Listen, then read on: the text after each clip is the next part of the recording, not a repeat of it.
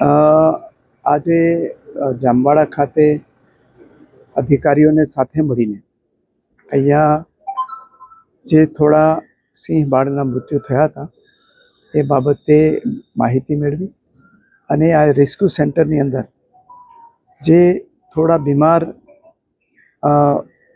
કબ અને લાયન છે એમનું ઓબ્ઝર્વેશન પણ કર્યું. અત્યારે કુલ બંને જગ્યાએ મળીને 17 જેટલા જે લાયન છે એ ઓબ્ઝર્વેશન હેઠળ છે.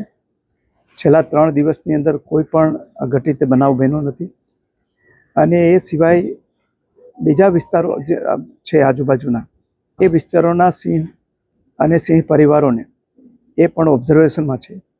ડૉક્ટરોની ટીમ સતત કામે લાગેલી છે અને ખાસ કરીને જે ડીવોર્મિંગ કરવાની પ્રોસેસ છે એ લગભગ 500ની આસપાસ લાયન છે એના ડીવોર્મિંગની પ્રક્રિયા પણ પૂરી કરી દેવામાં આવી છે. મને બોલી લેવા દો.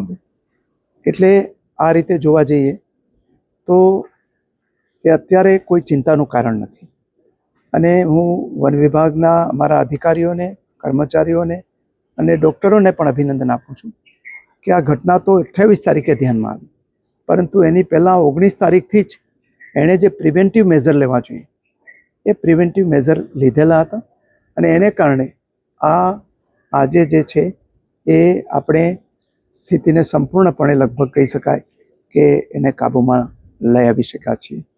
અને આંકડો મેં કહ્યું એમ 3 દિવસમાં કોઈ વધ્યો નથી. અગાઉ જે 8 મૃત્યુ થયા હતા બીમારીને કારણે એ 8 સિવાયના હજી કોઈ બીજા વધારાના મૃત્યુ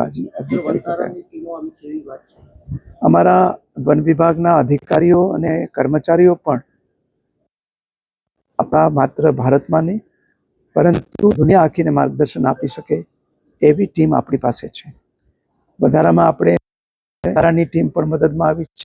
એના ડૉક્ટરો પણ આપણને મદદ કરી રહ્યા છે અને એ રીતે અત્યારે જે સ્થિતિ છે એ સ્થિતિની અંદર આપણે કોઈ ચિંતાનું કારણ નથી.